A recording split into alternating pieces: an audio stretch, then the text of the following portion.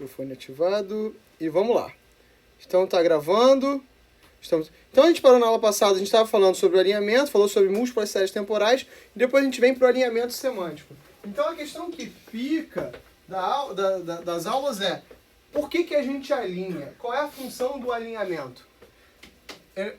Helena, você fecha a porta para mim, faz favor? Até para circular também um pouquinho, esse ar eu vou ligar o vento, tá? Pelo menos a ventilação, porque eu não sei se algum de vocês tem alergia, né? Então, a gente trabalhou sobre o conceito e a gente já chegou à conclusão que o dado per se, ele não é o significado da medição. Se eu tenho só um sensor, eu não tenho nada, eu não tenho nenhuma garantia de realidade. Né? Se eu tenho redundância, eu começo a perceber a realidade de uma forma um pouquinho mais confiável. Né? Por exemplo, né, e a gente tem usado esses exemplos do futebol, que tem sido, em sua maioria, bastante coerentes com as nossas expectativas. Né? Então, nós somos bons sensores de futebol. Né? Então, por exemplo, hoje está jogando França e Espanha. O raciocínio razoável é que a França ganhe. Né? Essa é a expectativa que nós temos. Há uma incerteza maior porque é França e Espanha? Se fosse França e Senegal... Não, a Espanha não foi Senegal. Quem foi que a Espanha deu? Bélgica. Antes da Bélgica. Ah, tanto bem. Se fosse... Não, Cabo Verde torcia pra Cabo Verde. Cabo Verde. Se fosse, sei lá, tipo... França e... Ah, na última aula a gente falou muito sobre França e Marrocos, não foi isso? Que a França sapecou o Marrocos, né? Então, assim, a gente começa a ver que uma opinião única não importa, né? Uma opinião única, ela está muito radicalizada no erro, né? E aí entram questões que são um pouco mais amplas. Se o dado por si só não funciona, o significado dessa informação, ou seja, o nível semântico, a mudança que essa informação tem ao longo do tempo, ela também passa a ser importante, né? Então, na verdade, o que a gente quer passar a entender quando a gente faz uma análise dessa informação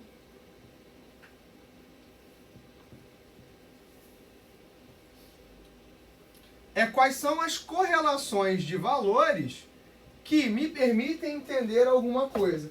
Como assim? O mais fácil de todos é pensar em Fahrenheit e Celsius, né? E Kelvin. Eles essencialmente, semanticamente, significam a mesma coisa, dada a sua escala. Mas, do ponto de vista sintático, eles são diferentes. O não entendimento disso leva a problemas.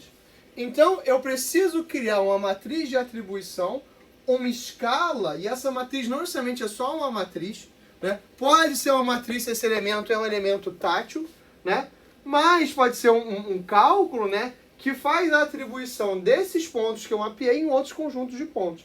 Ou seja, se eu vejo a ebulição da água num determinado sensor e eu não tenho nenhuma informação sobre a escala desse sensor, mas eu entendo o fenômeno, eu posso entender que a partir de agora, se eu clusterizar esse dado,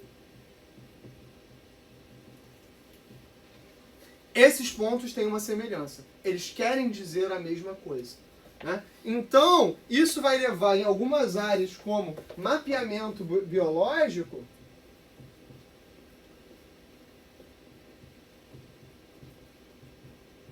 no que a gente chama de inferência indireta. Como assim? Eu tenho um artigo interessante, que eu acho interessante, que eu fiz com o pessoal de Cork, que era para um conceito chamado biorredes de sensores. Essas redes de biosensores, elas trabalham o seguinte: você coloca um mecanismo vivo no ambiente, ele reage a alguma situação do ambiente, e essa reação é a informação que você vai coletar. Então, por exemplo, se eu tenho uma arma química, eu posso jogar determinados tipos de feromônio no ar, e esse feromônio pode agir como, por exemplo, aumento da concentração de etanol no ambiente. Esse aumento da concentração é uma medição que eu consigo medir com um sensor químico barato, é uma medição indireta sobre o mesmo fenômeno. Ele não quer dizer diretamente que há uma correlação entre esses elementos. Ele quer dizer que as consequências são correlacionais. Então, portanto, eu consigo inferir. Então, a pergunta que fica é: quais são as relações que eu posso ter entre informações que de forma indireta me levam a conclusões? E o quanto essas conclusões elas são razoáveis? São o que a gente chama de relações de causalidade. E aí eu volto para vocês para a estatística básica. Correlação não é causalidade. O que isso quer dizer? É porque acontece ao mesmo tempo que um é a causa do outro. Exatamente. Então, essas relações de causalidade, elas dependem de uma semântica de relação. Essa semântica, em geral, quem dá vai ser um especialista de domínio. Quem é o especialista de domínio? No caso, o cara que sabe que esse fenômeno vai acontecer. Tá? Ah, Cláudio, mas eu sabia que tinha arma química, eu vim com um borrifador de álcool e vim sacanear o sensor. Quer ver um exemplo bobo disso? Pegar um isqueiro e botar no sprinkler. Isso sacaneia o sprinkler? Sim. Então, na verdade, o que a gente está fazendo, essa atribuição de pontos, ela só faz sentido se esse mapeamento não é óbvio. Se eu não sei o que está acontecendo. No contexto de uma cidade inteligente, onde as aplicações entram e saem muito rápido, isso pode fazer sentido. Então, essa matriz de associação vai ser uma tabela que vai descrever a co-ocorrência, ou a ocorrência simultânea de itens ou variáveis num conjunto de dados. E isso a gente vai levar depois para sistemas de inferência. Se essas duas coisas acontecem, né? Por exemplo, qual é a chance de, se estiver chovendo, você ir para a praia? É alta ou é baixa? Qual é a chance de estiver chovendo e você comer lasanha e você ir para a praia? É bem baixo. Qual é a chance de você ter sol e você ir para a praia? Qual é a chance de ter sol, você ter comido lasanha e você ir para a praia? Médio. Então essas coisas, elas se afetam. Pode se afetar só de um lado dessa relação causal. Então entende a diferença? Entende o quanto isso é complicado? Né? E aí quais são os fenômenos que uma vez mapeados levam? E aí você tem o que a gente chama de um mapeamento de estados. Né? Então veja mais uma vez. Eu não estou interessado no dado, mas nos estados nos quais esses dados implicam. Tá? Então é isso que a gente vai mapear essa matriz. Então a estrutura é uma matriz quadrada, onde o número de inícios comuns é igual ao número de itens ou variáveis que eu estou mapeando. Os elementos podem conter contagens de concorrência ou medidas de associação com um coeficiente de correlação. A matriz é sempre quadrada? Porque o número de variáveis é sempre igual, né? Qual é a chance de você ir para a praia dado que teve sol? Qual a relação do sol com o sol? É 100%. Mas qual a relação do sol com a lasanha? Ela acontece? Então, se é um elemento discreto, eu simplesmente contei. Contar é ok. Se o elemento coeficiente de correlação já tem uma distribuição de probabilidade. E aí eu consigo entender o comportamento desse fenômeno. As duas coisas me funcionam. Ah, Cláudio, mas só serve para os estados que eu não sei. Isso é mais legal para as coisas que eu não tenho a correlação clara. Agora, Cláudio, e se eu tenho a regra? Tu não vai fazer isso, pelo amor de Deus. Se você já sabe a regra, implementa a regra, pô. Né? Também tem um cara assim. Quando é que você sabe que o cara não está escrevendo um paper de nada com coisa alguma? Quando o cara te metralha a matemática sem que ela faça sentido no problema. A matemática, como qualquer outra coisa, é só uma ferramenta de modelagem. Ela está ali para te ajudar. Então, assim, eu pegava muito paper, principalmente no começo, assim, de universidade, assim, de universidades, às vezes, menores, que o cara vinha com os papers com uma metralhadora de matemática, não tinha nem texto no paper, né? Tinha só linhas... Era um festival grego, né? Era um festival de equação e prova. E às vezes umas provas que não tinham nem pé nem cabeça, né? Mas se você não tá acostumado, você não tem manha, se você diz, cara, o cara é bom, né? O cara é bom. E por que a galera, quando tem menos dinheiro, faz mais coisa teórica do que prática? Tem como aplicar no experimento, não tem, ó. Porque não tem como fazer, então essa é uma forma do cara publicar. Né? Então isso também acaba que o jogo, ele modifica a forma como você publica. Isso é uma coisa meio triste, né? Uma coisa meio ruim. Eu sempre digo o seguinte, para cada um cara teórico, tinha que ter uns 2 ou 3 caras práticos. Para que essa aplicação fizesse sentido, entendeu? Mas também, assim, estou longe de ser um consenso, não pretendo ser um consenso. Ah, mas o professor X não concorda comigo. Lasque-se ele, não estou nem aí, tá? Então, essa coleta de dados, onde eu vou coletar os dados sobre a presença ou ausência de itens, diferentes observações, e para cada par de itens eu contabilizar quantos elementos ou itens ocorrem juntos, né? E eu vou fazer essa aplicação em análise de regras de associação para descobrir relações entre variáveis em grandes conjuntos de dados. Por exemplo, imagina que você tem um fenômeno que você está querendo estudar nesse exato momento e você não tem relação, por exemplo, clara sobre isso. Estou jogando um novo jogo de tabuleiro e eu não sei o que faz com que o cara compre ou não compre determinada carta do meu jogo de tabuleiro. Eu posso fazer uma análise dessa de regra de associação. Recomendação, que na verdade é o seguinte, é o número de contagem de cliques, a gente faz isso para sistemas de ranking, né? Retrieval Systems. Contagem de cliques, a gente verifica isso como interesse. Então, se eu começo a jogar para você determinado tipo de propaganda e você clica mais nessa propaganda, isso quer dizer que é um interesse seu, né? Análise de dados de mercado, identificação de padrão de compra entre produtos. Então, a gente faz isso bastante também, Mercado Livre e afins, eles fazem esse tipo de coisa, tá? Podem até não chamar dessa forma. Isso aqui é um exemplo, né? Quando você der os seguintes dados de consideração A, B, A, C, B, C e A, C, e a contagem, quantas vezes cada um deles apareceu, e a contagem resultante, tá? Aqui, ó, o A aparecendo 1, 2, 3 vezes, né?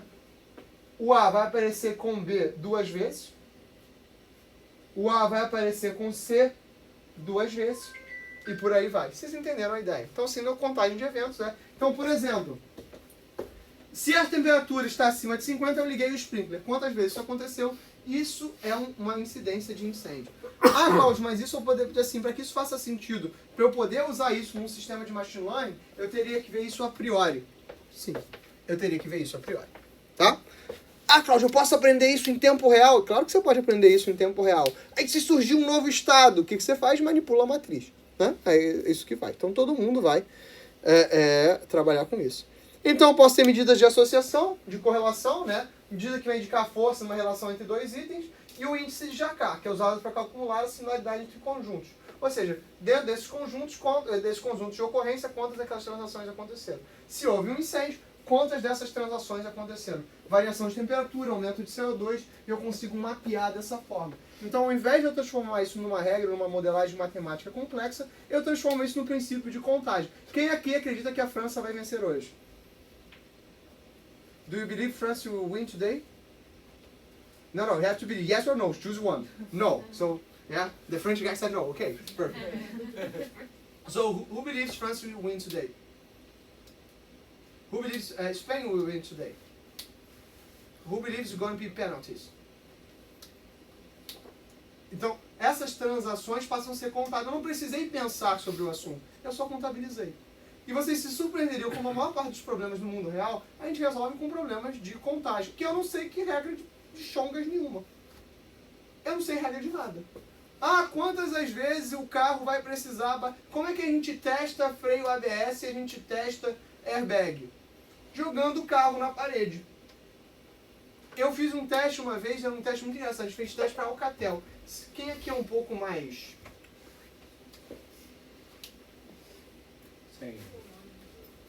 vivido, né? Vai lembrar que a Alcatel, no começo dos anos 2000, era uma empresa de telecom muito famosa. A gente trabalhava com VoIP aqui na universidade e a Alcatel pediu pra gente assim, eu tenho um hardphone. Eu quero saber qual é a resiliência desse hardphone. Sabe qual é o teste que a gente combinou com a Alcatel? Joga ele no chão da altura de 1 metro, 1000 vezes. Se ele continuar funcionando, estamos bem. Então eu peguei um negócio que era R$3.000, minha bolsa de iniciação científica era 480, né? E ficava assim. Funciona. Funciona. Funciona. Não, desespero, né? Anotou. Que era funciona e anota. Né? Não. É porque era mais barato botar 2 estagiários, um que jogava e outro que anotava. Tá? Então, essas coisas acontecem. Se você se surpreender com a quantidade de fenômenos, você não tem uma regra implícita. Tá? Essa regra não é bem descrita. Então você contabiliza. O índice de Jacquard diz isso pra gente. Então, esses algoritmos de mapeamento que a gente vai ter, né, esses clustering algoritmos, são importantes nesse mapeamento de variáveis que eu não conheço. Cláudio, mas se eu conheço... Gente, se você conhece, acabou. Deixa pra lá, desapega. Para de querer fazer matemática. Mas eu vou botar um algoritmo de clusterização para confirmar. Confirmar o que, Satanás? O que você está querendo confirmar? Né? Tipo, vou trabalhar com agrupamento de carro. Gente, a via já está lá, você já botou uma câmera, você não precisa agrupar mais nada. O que você pode fazer é uma análise de rede social, aí tem métricas de in-betweeners e outras questões. Isso a gente não trata no curso, mas tem lá no canal do YouTube, se você quiser, tem uma aula sobre análise de redes sociais. Você vai lá no canal do YouTube e assiste a aula sobre análise de redes sociais. Tem um capítulo de livro onde eu escrevo todas essas coisas para você. Você faz a conta, vai no NetworkX, nem precisa não, é NetworkX, uma biblioteca linda do Python, já está tudo pronto lá. Você vai lá e usa, né? Maravilhoso, análise de rede social. Então, na verdade, o que eu quero saber aqui é, não conheço o grupo, então se a gente vai, vocês vão ter lá com o Pablo, Machine Learning, né? Mas o Machine Learning ele se divide em 2 grandes grupos. Quais são os grandes grupos de Machine Learning que a gente vai dividir? Aprendizado supervisionado e não supervisionado? Exatamente. E no qual é a diferença do supervisionado e não supervisionado? O não supervisionado você não conhece os dados, né? Você vai jogar lá... Não é isso. Não é exatamente isso. No supervisionado, eu conheço a semântica que define a relação entre os dados. Então eu consigo marcar. Eu consigo dizer que se você tem 39 graus, você está com febre. Eu consigo dizer que se você está com 37 graus, isso é um estado normal ou não para você. Então eu consigo marcar. Eu não supervisionado, eu não tenho a noção da semântica que me garante saber, ou seja, colocar isso nos grupos. Quais são os algoritmos, os tipos de categorias algoritmos que eu divido os dados supervisionados? Regressão e classificação. Regressão é um nome bonito para predição e classificação é classificar. Bem intuitivo, ok? No não supervisionado a gente clusteriza. Então, na verdade, a clusterização é uma forma de eu criar regras sobre um conjunto de dados que eu não conheço, né? Onde os algoritmos são caminhos, onde 99,9% das vezes você vai usar o caminhos. Ah, Carlos, mas o caminhos ele tem esse problema. Tá tudo bem. Eu entendi. Eu estava lá quando foi escrito, né? Tá tudo bem, né? Eu tenho DBase que é um agrupamento hierárquico, vou passar rapidamente por eles, né? Então, caminhos é um algoritmo de agrupamento que vai buscar dividir um conjunto em K grupos distintos, né? O objetivo é minimizar a variância intra-cluster, ou seja, a distância entre pontos. Ou seja, se eu tenho determinados conjuntos de dados aqui, eu quero saber a distância, né, que mapeia esses caras aqui de forma que eu minimize, né, esses elementos. Ou seja, o que eu estou fazendo é o que a gente na matemática vai chamar de um plano. Né? E se o dado for multidimensional? Eu vou usar a figura correspondente multidimensional. Cláudio, mas eu não gosto. Tudo bem, você vai sobreviver. Qual é a funcionalidade do caminho? Como é que funciona? Escolha o número de clusters. Então, Cláudio, como é que eu sei o número de clusters? No primeiro momento você chuta. Cláudio, você chuta? Quando a gente quer chamar bonito, a gente chama de heurística. Né? Heurística é um nome muito bonito na matemática para eu chutei, mas é um chute bem intencionado. Por exemplo, você quer ver uma heurística? Se vocês tivessem que apostar em quantos clubes estariam concorrendo hoje para o título do campeão brasileiro de 2026, quantos clubes vocês pensariam? Sistemática de futebol é ótimo, porque ninguém se importa mais, né? Então, 4, 2, 7. Não, que estaria disputando o campeonato hoje. 4, 5. Sim. E de onde é que você tirou esse valor? Da mediunidade, né? A voz do anjo sussurrou no meu ouvido. E é isso. Eu tenho esse valor, é uma intuição. Quanto de assim, se o Cláudio falar 6 e o Tite falar 6, quem você vai dar mais peso na opinião? O Tite. Né? Agora, se estiver falando, por exemplo, sobre matemática, sou eu ou o Tite? Se alguém falar Tite, está reprovado. Né? Então, assim, a escolha desse K, existem vários algoritmos da escolha do K sobre inferências desse dado. Em geral, a gente consegue tirar algumas nuances, a gente não vai entrar muito nisso aqui. Eu vou selecionar aleatoriamente K centros de cluster, ou se, Cláudio, você está dizendo que a gente chuta? Eu digo, aqui é o centro de cluster. Cláudio, esse é um jeito muito estúpido de fazer isso. Todos nós sabemos. Fique tranquilo. Evoluímos. Tem outros algoritmos. Cláudio, você vai mostrar esses outros algoritmos? Não, você vai ver na literatura. Cláudio, o scikit-learn tem melhor. Tem. Usa. Né? Cada ponto de dados é atribuído ao centro do cluster mais próximo. Atualizo novos centroides conforme eu for repetindo esses dados. Vou fazendo essa... Cláudio, então quer dizer, você está pegando o dado lá. Está fazendo um forzinho e vendo a distância entre eles e vendo se diminui a média ou não? Cara, você está fazendo isso para cada ponto? Sim. Cara, isso custa pra caramba. Se você faz de forma estúpida, sim. tem formas melhores de fazer isso. Então, assim, isso aqui é o funcionamento geral, né, gente? Se vocês forem pegar como isso é implementado na prática, tem várias tractanas maravilhosas para fazer isso funcionar. Normalmente a gente faz com uma distância euclidiana, distância entre pontos, né? Bidimensional. Eu posso ter um critério de parada, eu pulo quando os centroides não mudam significativamente. Eu posso estar usando aquela questão de programação dinâmica que eu mostrei para vocês para fazer isso aqui, e a variação total da soma das distâncias não diminui. Ou seja, se esses centroides são determinados não muda muito, porque pode continuar mudando, pode ser que você entre no mínimo local, várias questões podem acontecer. Então até o critério de parada é uma coisa que tem estudo. Então um exemplo aqui, botei um exemplo numérico para todo mundo sobreviver, né? Aí claramente eu copiei e colei essa figura de um livro, por isso que ficou esse cocô, né? Mas vocês entenderam a ideia? Começa aqui com os meus dados, eu dou um chute, esse chute claramente é um lixo, modifico o meu dado, continuando esse chute tentando modificar. Então esses caras aqui são os meus centroides iniciais, eu vejo que elas são um lixo. Na próxima eu mudo elas um pouquinho, continuam um lixo, e eu mudo elas de novo. Então tudo que eu estou tentando dizer, a centroide é um ponto que não existe. Eu invento esse ponto para garantir que ele me melhore, tá? Vantagem, ele é simples, de fácil implementação, a gente usa ele desde os anos 80. E assim, algoritmos que eu uso desde os anos 80, o que a gente ganhou? Confiabilidade. A gente sabe que funciona.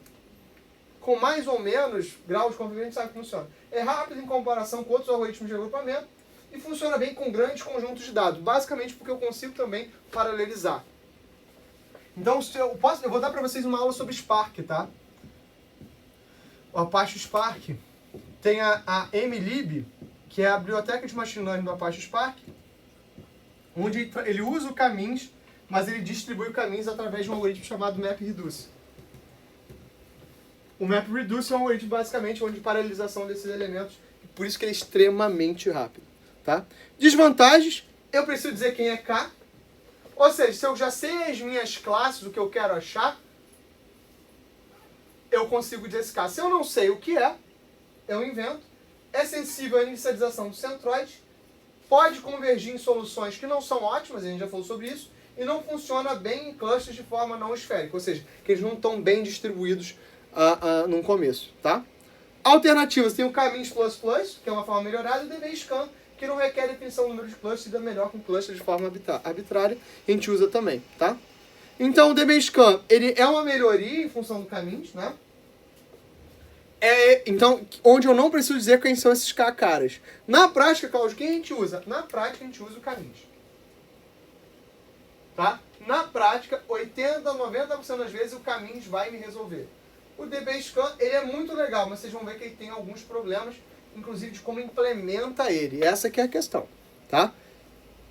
No final do dia, gente, por que a gente usa a regressão linear até hoje? Porque funciona um ótimo argumento e por que mais? Que é simples de implementar? Nada é interpretado com 1 bilhão de parâmetros. Com 1 bilhão de parâmetros, nada é interpretado. Tá? Se eu tenho uma árvore de decisão que é super interpretável, se eu ponho 1 bilhão de parâmetros, acabou. Eu desafio qualquer juiz do mundo a interpretar. Na verdade, tem o super trunfo, né? Ele vai dizer assim, fé pública, interpretei, você está errado. Hã? Então, a interpretabilidade hoje é uma função do tamanho. A gente sabe, tem um vídeo que eu comentei com vocês, que eu não coloquei no canal porque eu sou um idiota, né? Que é o cara fazendo uma rede neural na mão. A gente sabe fazer rede neural na mão. Né? Eu não vou fazer isso com vocês porque isso é sofrimento desnecessário. Né? Você ficar escrevendo uma rede neural no seu caderno para você entender o entendimento. É muito legal. Você quer entender pela primeira vez, pega e faz na mão. Cada passo para um conjunto de dados pequeno. Faz na mão que você vai entender. Se você consegue fazer na mão, você consegue programar. Agora, né? No mundo real, quando eu tenho 1 bilhão de parâmetros, quando eu vou dizer assim, como é que eu definiria o aluno da FRJ fazer um algoritmo de aprendizagem de massa sobre o aluno da FRJ? O que define um aluno da FRJ? Esse é o subproduto. O que define um aluno da FRJ? Se vocês tivessem que simular agora um algoritmo que verifica se o próximo candidato ele é fit para se formar no PESC. Primeiro, antes, disclaimer para você que está assistindo em casa. Isso é completamente antiético fazer um algoritmo desse, tá, gente? Não deveria jamais ser feito, né? Mas é um problema interessante. Se eu fosse fazer um algoritmo, quais são as características que me definem? Condição social Condição social define quanto influencia bastante. influencia. Idade influencia. Formação acadêmica influencia. Alimentação influencia. O signo influencia. Ah não, é só MBTI agora, que vocês são dos dorama, né? Descobri isso recentemente, tem um negócio chamado MBTI, que é teste de personalidade. Aí você faz 1 milhão de perguntas lá e te dá 4 letras. Isso te define. É signo com mais passo, né? Beleza, tamo tranquilo. Não, mas isso define realmente a personalidade. Eu falei, tá bom, jovem, define sim. É por isso que tá cheio. E tem umas figurinhas muito legal. Vocês deviam entrar nesse mundo dessas coisas aí. É muito legal, muito divertido. Muito divertido, né? Não tem Cavaleiro do Zodíaco de MBTI ainda, né? Não é tão legal assim, né? Mas tá tudo certo, né? Então, como é que eu defino essas questões? Então, se eu não sei nada, o que eu começo a tentar caracterizar, qual é o conjunto de pontos que formam o aluno? Então, se eu penso, por exemplo, esqueça esse problema e vou para a base do SIGA, qual é a base que define o SIGA?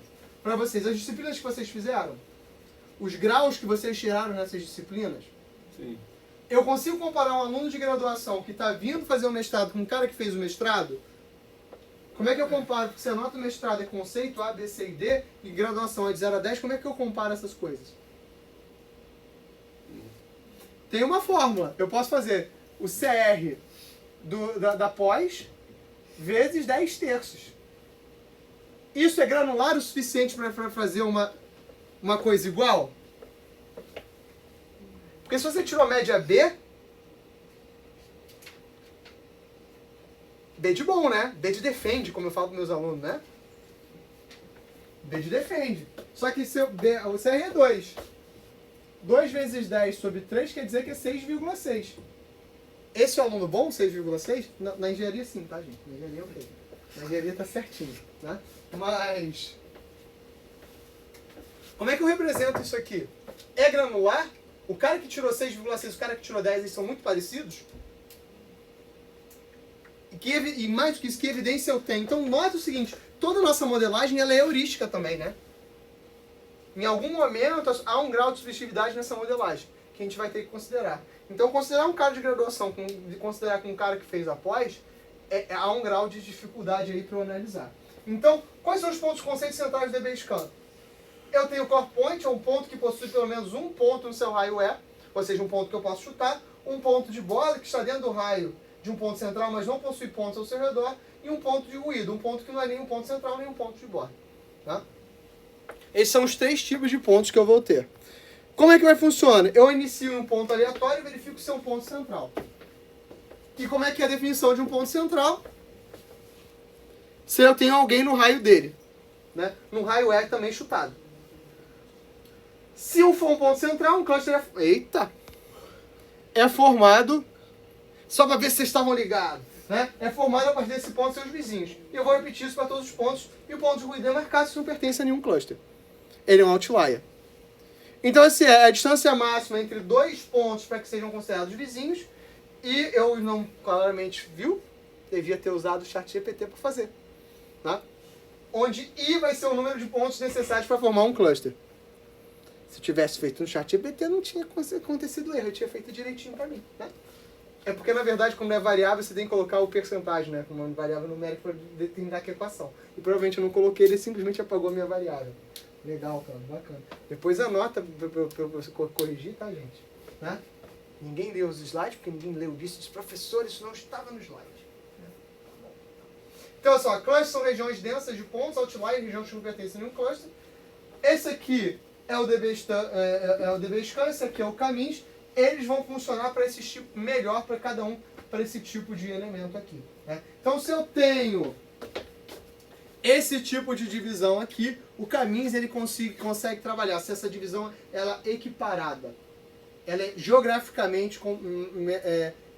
vocês conseguem entender que geograficamente há uma divisão clara aqui. O caminhos funciona melhor aqui. Então, por exemplo, se eu tenho um gráfico espacial, como uma cidade, provavelmente o caminho vai funcionar melhor. O DB-Scan, ele trabalha melhor quando a questão é a distância. Então, eu consigo analisar isso em função do raio, eu consigo dividir isso aqui melhor. Tá? E outlier? Outlier você simplesmente ignora, né? Ou você trata depois. Então, olha só, é capaz de encontrar clusters de forma arbitrária, não requer que o número de clusters seja definido previamente, é resistente a outliers e ruídos. Desvantagem. O tamanho do raio é desafiador. Como é que eu sei o raio a priori? Cara, não sei. Heurística. Obrigado. Eu posso ter dificuldade de encontrar clusters de densidade variáveis, ou seja, se o número de pontos não é parecido, e é sensível à escala dos dados. Pode exigir normalização. Isso também tem que ser tratado depois. Análise de dados geoespaciais, detecção de áreas de interesse em mapas, desde que seja radiométrico, tá?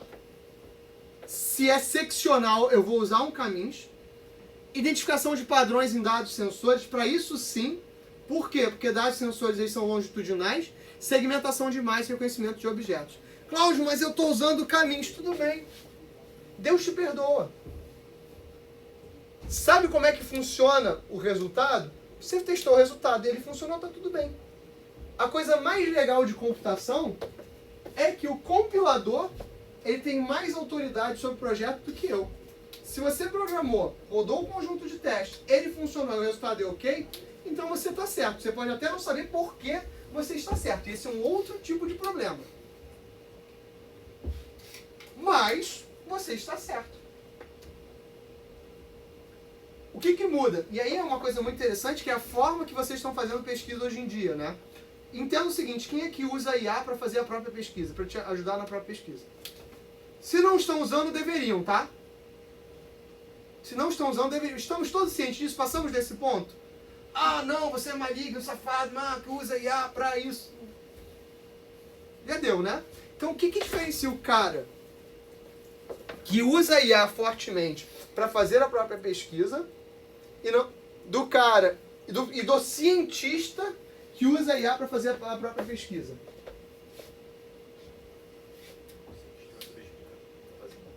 Ele sabe explicar os passos de por que ele fez aquilo. Ele consegue entender esses elementos. Em algum momento você tem que entender disso profundamente para que aquela ferramenta ela te melhore, não te substitua. Se você não consegue entender, ChatGPT me cuspiu um algoritmo, eu não olho para aquilo, não sei o que está acontecendo ali, acabou. Eu não preciso mais de você. Eu posso ser substituído por um agente de IA.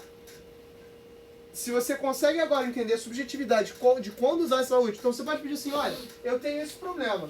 Ou uso caminhos ou o DBScan.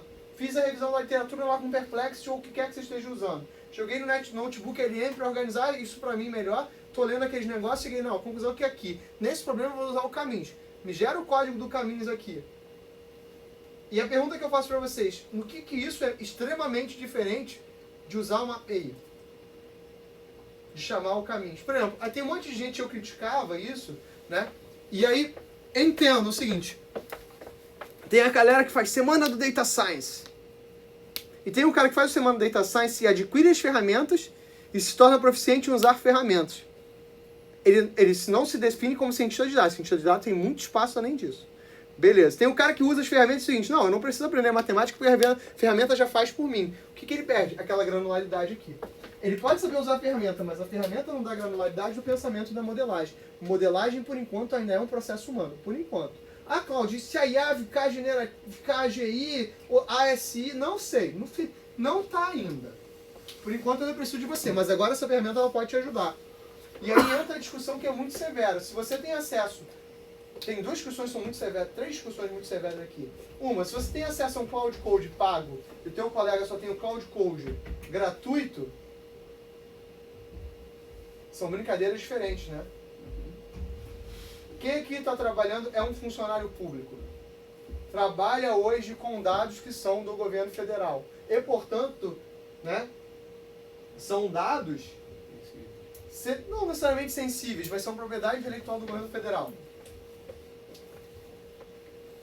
Aí você passa isso no Cloud Code da Anthropic. E, não, isso é muito preocupante. E assim, mas quem está usando o overleaf? Pronto, e a gente está passando toda a propriedade intelectual acadêmica do país pelo overleaf, porque, porra, funciona bonitinho, né? Gente, e a pergunta que eu vou fazer é assim, quando foi a última vez que você compilou LaTeX nativo na sua máquina? Eu nunca fiz isso. Quando foi assim, pô, E assim, e por que a gente faz isso? Cara, quando surgiu o overleaf, não era nem overleaf. Ele era, tinha o Wright Latex e tinha um outro que tinha um outro nome que eu esqueci. E aí depois esse outro virou overleaf. O overleaf comprou o Wright Latex, que eu achava até maior, mas o overleaf era melhor para compartilhar. E ficou essa ferramenta maravilhosa que ninguém paga. Quem que pagou o overleaf? É isso, né? Então é o que eu sempre digo, né? Quando você não paga nada é porque o produto é você, né? Sim. Mas está todo mundo em paz. Ou então porque também se não escrevesse no overleaf, ia escrever no quê? Ia jogar no GitHub? Como é que a gente compartilha? Manda pelo Zap. Como é que eu faço isso? Então não, gente, mas essa é uma discussão que ela é interessante, ela é severa sobre isso. Gmail. Põe no Gmail. Não. Ah, Cláudio, qual é o e-mail da Não, cópia é o mas- quê? É um Gmail. É um E por que a gente faz isso? Porque a gente é idiota, porque a gente não sabe os problemas? É fácil. Porque é fácil, né, gente? Porque no final do dia isso tem que funcionar. No final do dia você tem que produzir, tem que fazer paper. Se esse paper já vai ser publicado mesmo, esse direito vai ser da I3E, como é que...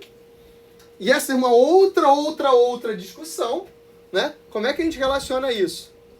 Como é que a gente chega? Tá tudo bem, criança? Fez uma cara de sofrimento, entrou assim. Sei que a aula é ruim, mas não precisa sofrer. Fiz. Fez. Ai, nossa, não. Assim eu fico magoado, né? Essa sala tem um cheiro ruim. Nossa, não tem? Horrível. Cara, a gente podia trocar essa sala, não podia? Porque Vocês, pô... a gente tem um lado 3D maravilhoso. Não, a gente podia trocar essa sala. Vocês estão de acordo se eu trocar essa sala? Ou pelo menos trocar pra outra? Não, tem... Não é mais nova não, já faz 6 anos. Eu fui no aniversário semana passada, né? A gente vamos trocar. Vocês estão de acordo? Tá tudo bem? Tá, sim. É? A gente podia usar o Lab mesmo, né? Podia usar o Lab mesmo. A gente tem que dar uma... Não, primeiro a gente tem que dar uma checada no cabo do projetor. O cabo do projetor tava muito ruim. Eu tive problema um dia desse pra defesa do Vila, onde teve dor de cabeça. Tem? Mas a gente vê. Gente, assim, então eu vou pensar direitinho e eu aviso a vocês, tá? Provavelmente vai ser no meu próprio laboratório, no Lab 3D lá embaixo, que a gente tem espaço, lá eu posso fazer meu café em paz, né? Tipo, pô, é legal, lá é legal, eu gosto, tá? Eu tentei ser legal, mas essa sala ela não é legal. Não é Tem um legal. corpo perdido aqui, um dia ele cai. Não, se cair tudo bem, contanto que não caia em cima de mim. Olha o mofo crescendo ali. Né? Hã? Mofo crescendo ali. É, Não. deixa eles, estão vivos. Viva a vida. Então, assim, ele é um ambiente muito poderoso de agrupamento para dados em alta densidade, mas aí, no final das contas a gente continua utilizando o caminho, tá? Tá, Então. você está dizendo que ele é bom, mas não é legal usar ele, né? Para todos os casos, porque não existe bala de prata, tá? Tá. E E o que é recomendável pra gente... Não estou dizendo que é recomendado, estou dizendo que na prática, Caminho. vou perguntar para você, quem aqui já usou o caminho em algum problema de qualquer outra disciplina do trabalho?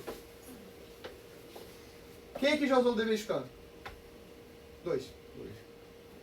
É isso. Só isso. É um zen. É isso. Aí. Então, assim, na verdade, no final das contas, é decidir qual é a melhor ferramenta para o teu trabalho. É só isso. É só isso. Na prática, 95% dos casos, você vai usar o caminho e você não vai notar diferenças significativas. Mas, para aqueles poucos casos que você tem, usou o caminhos e deu tudo errado, você testa o DB Scan. Ah, Cláudio, mas eu não tenho conhecimento nenhum sobre nada. Só sei que nada sei. É filosofia, é outro curso. Né? Você testa diferente. Agora você pega... Não, é bem longe. É bem longe? É bem lá, é lá na Zona Sul, não é isso? Não, no centro da cidade. É lá longe, Pensei né? que era no letra. Não, na letras é linguística. Também tem aplicações diretas no que a gente faz. Mas é um outro problema, tá? Então eu posso trabalhar com conjuntos de clusters ensembles, onde eu tenho a combinação de diferentes resultados e agrupamento para melhorar a robustez.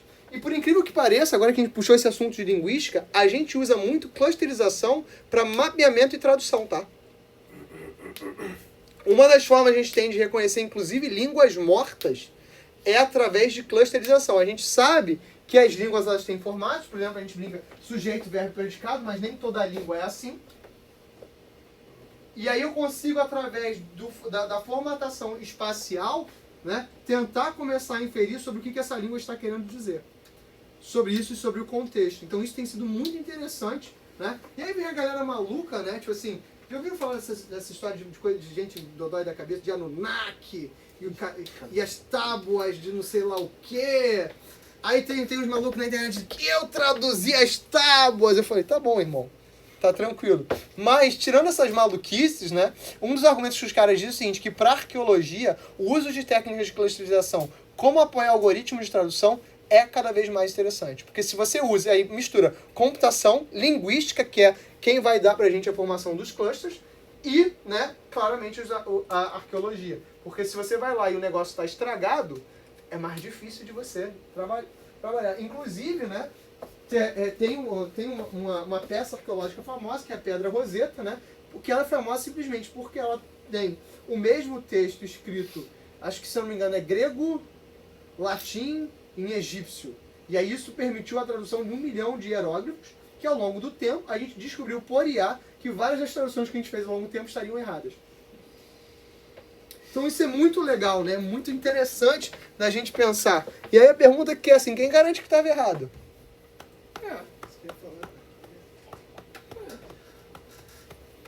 E assim, e através de IA a gente está inclusive voltando no tempo, tentando reconhecer como seriam os sons dessas línguas, e aí é além do que eu consigo, tá, gente? Além do cognitivamente eu não tenho conhecimento para explicar para vocês como isso é feito. Mas isso mostra que essas aplicações de fusão de dados, elas têm uma aplicação muito interessante. E esse ano na Fusion começou a ter uma sessão, um painel, que eles querem repetir todos os anos, que é a história da fusão de dados.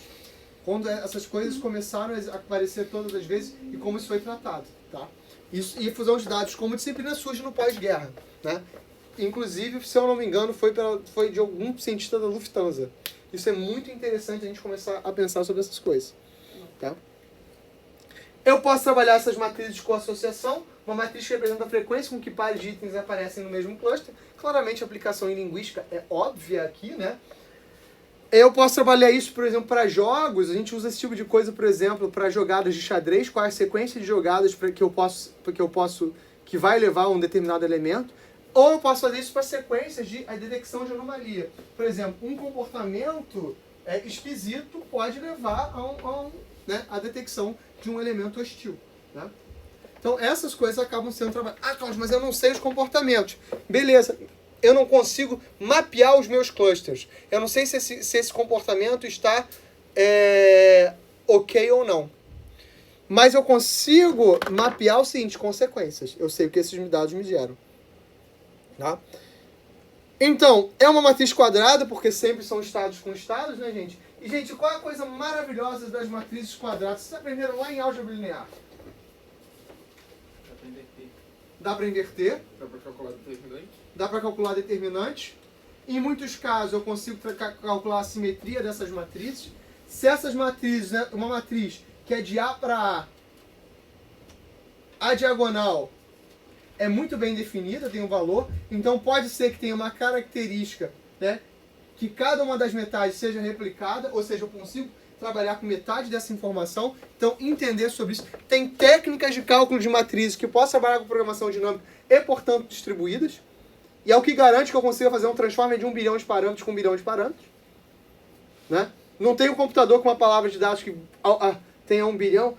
Ah, mas tem na NASA! Não, gente, não tem. A arquitetura não deixa. Né? Então a gente teve que aprender a trabalhar com essas coisas. Né? E eu brinco com vocês, né? Primeiro que eu gosto muito de piada ruim. Né? Já deu para notar e continuaria contando piadas ruins mal aí.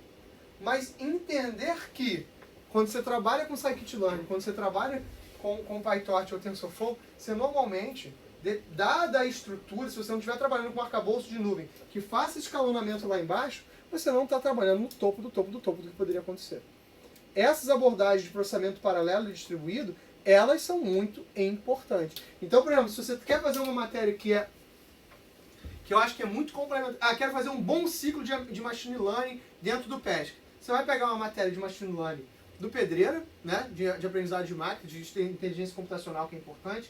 Faz a do Edmundo, também de inteligência artificial, que dá uma visão mais de LLM. Tem a do Zimbrão, que também é muito boa, falando sobre isso. A do Chechel, ela é muito voltada para aplicação, que é legal, né? E essas aí já são 4 matérias.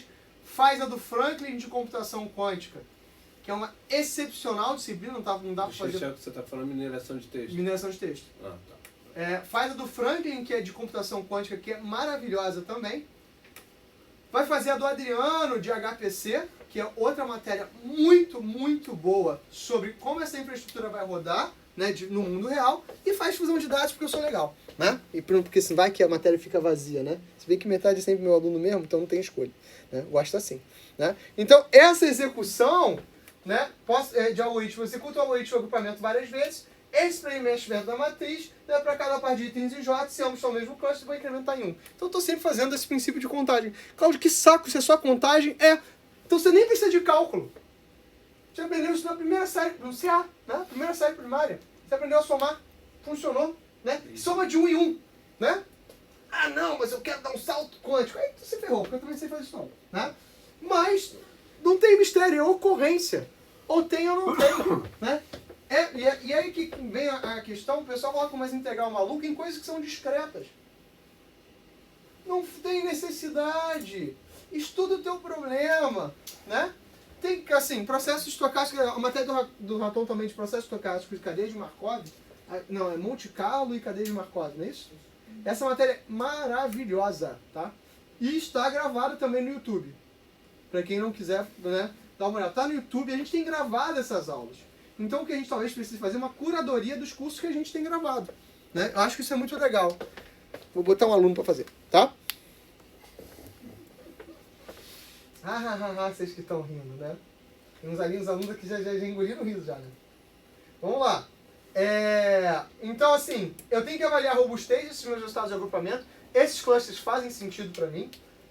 A formação dos clusters finais, qual a matriz... E esses clusters em sempre que eu vou combinar os resultados diferentes do algoritmo de mapeamento. Eu joguei o caminho, rodei DBScan e quero ver se esses clusters funcionam ou não. Isso funciona muito legal. Uhum. Eu consigo trabalhar com variações. Qual é o problema disso aqui? Eu preciso de mais poder de processamento. Cláudio, meu poder de processamento hoje eu tenho a Vera. Isso não é verdade.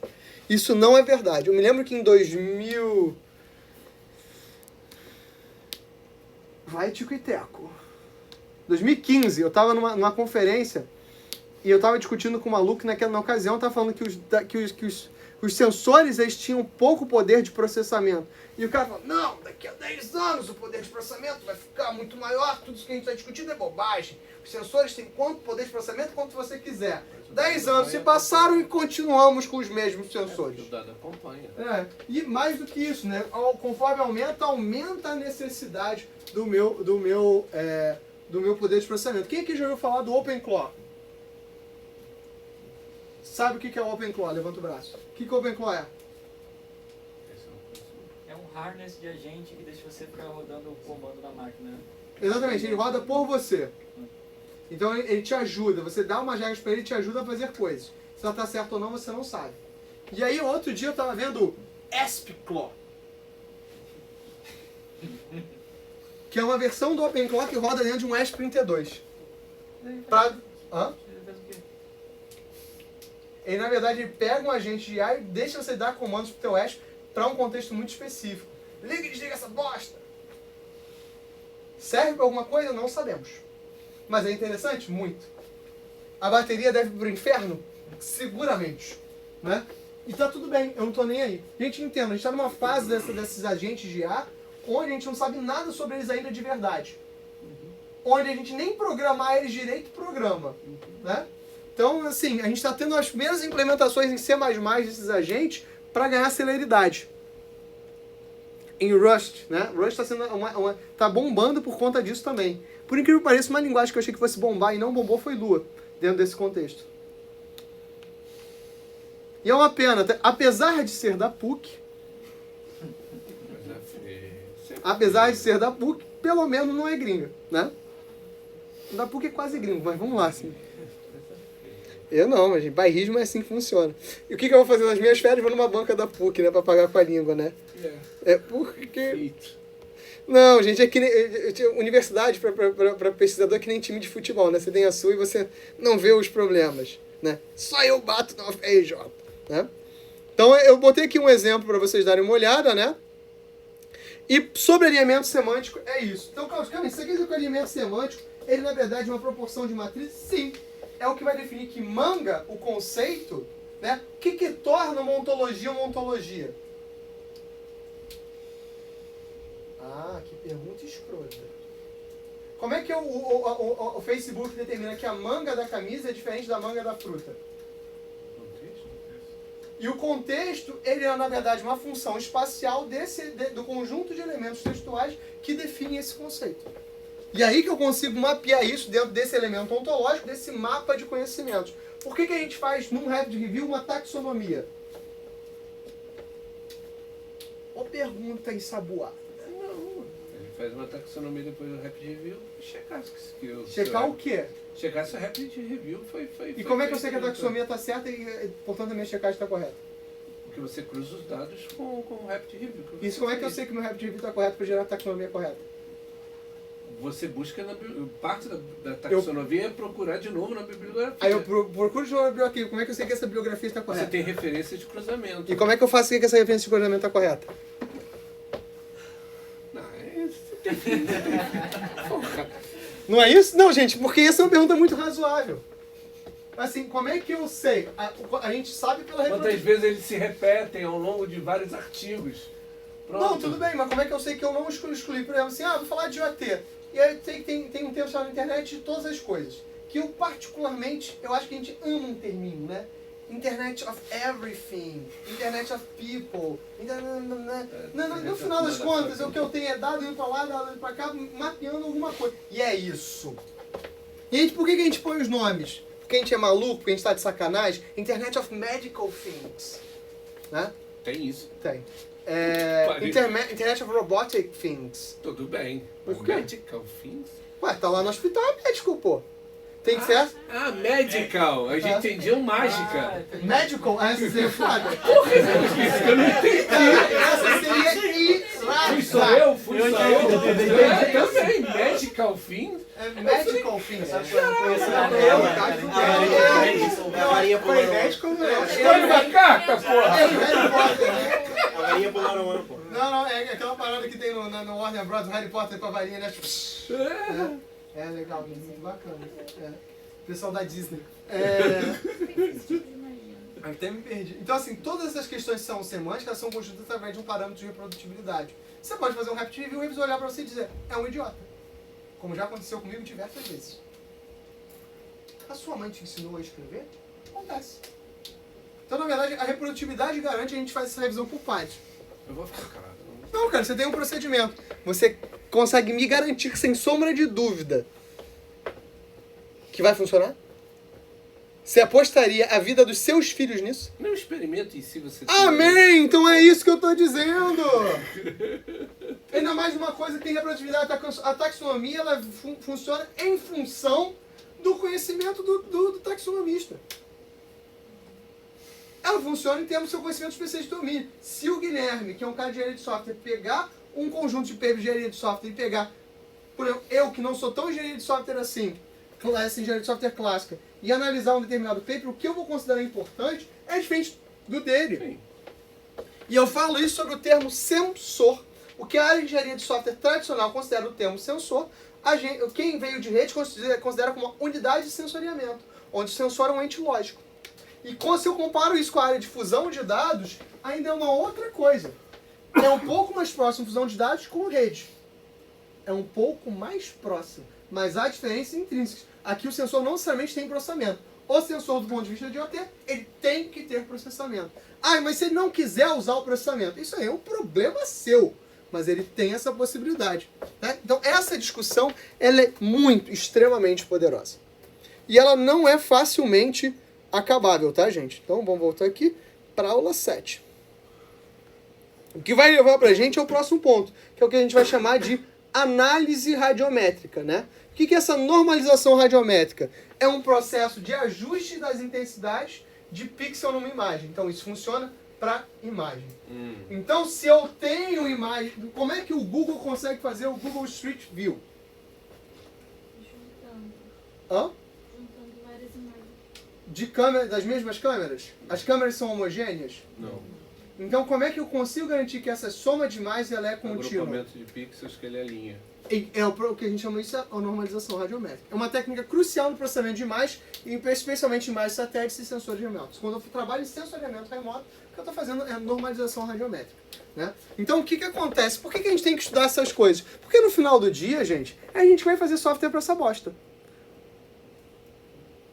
Ah, mas eu vou pedir pro chat GPT fazer, o Cloud Code faz os negócios maroto.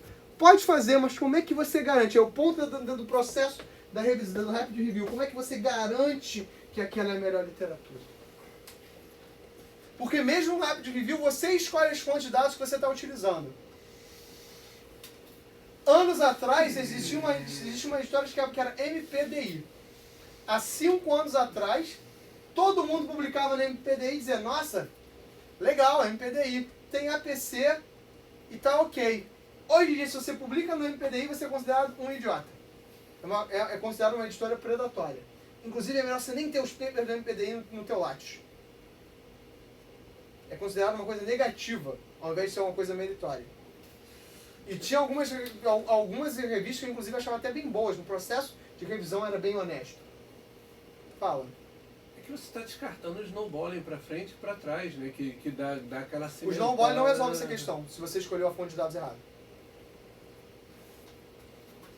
Que a gente começa a contar o número de citações versus Eu o posso número botar um monte de papers. citação, tem papers no archive que tem mais citação que paper razoável. Se você botar o archive como uma fonte de dados, o archive não sai da sua fonte de dados.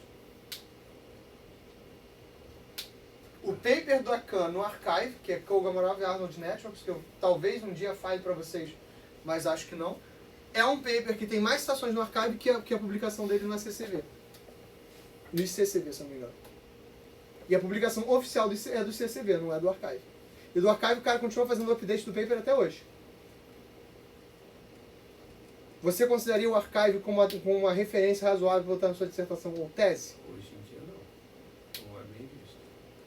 Ao mesmo tempo, se você fala de Khan, você tem que falar desse negócio no archive. O Transformer está no archive. Durante muito tempo, o paper original do Transformer não foi publicado em nenhuma conferência.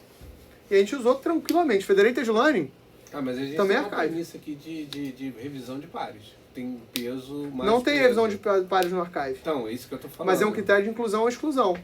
Mas esse paper, que é o seminal, que está no archive, ele pode ser incluído pelo teu grupo de controle como conhecimento extra. Mas se ele está no archive e é incluído no seu conhecimento de controle como grupo extra, quem me garante que as outras coisas que estão no archive não têm qualidade? Mas Então, ele é essa uma questão- bibliografia fundamental. Ele é uma bibliografia fundamental. Então, que beleza, tá valendo. é definido pela sua fé. Não, É mesmo? Como é que foi definido então? porque a maioria dos papers acabam remontando ele e citando Beleza, ele e como em é que isso seus originalmente mesmos é? revisados E aí em eu vou pares. fazer por exemplo, muito bem, o paper é revisado por pares e aí o paper do campo foi rejeitado em 2024. Pô, então vou cagar nas regras todas que vocês colocaram aqui dentro, porra. Você tá- Não, eu não tô dizendo pra você cagar nas regras todas, eu tô pensando assim, tenha critério nas coisas que você faz. Tenha sempre critério e saber que esse negócio não é perfeito. Isso não é fé. Isso não está baseado em fé. E, gente, entenda o seguinte, o paper da Khan, ele foi rejeitado em 2024, em 2025 ele foi aceito. Mas ele já tinha o paper do archive já tinha mais de 5.000 citações e tinha todas as variações possíveis. Em um ano tinha Federated Khan, Generative Khan, Khan com canguru, tinha Khan com tudo, né? Pra que sabia? A gente não faz ideia. Eu nem sei todos, mas tinha Khan com tudo. Esse ano não teve nada de Khan. Nada. Um ano, subiu, teve um pico absurdo e desapareceu. A gente não sabe ainda o que está fazendo com isso. Então entenda o seguinte. As coisas estão surgindo. A galera está usando IA para tudo, para publicar, para fazer paper. Porque fazer paper é o que há. Essa garantia de qualidade, só pela citação, né, quando a galera descobre que o fator H é o que define se você vai ser contratado ou não, acabou. Temos um problema. Hã? Eu tenho regra. Ah, então a gente para de fazer paper. Para tu primeiro. Quando tu parar, eu paro. E aí tu não ganha bolsa de produtividade. Aí tu fica puto. Então entenda o seguinte. Todos esses processos são complicados. Sexo não tem aula. Não, gente, assim, vocês podem... Não, beleza. É isso.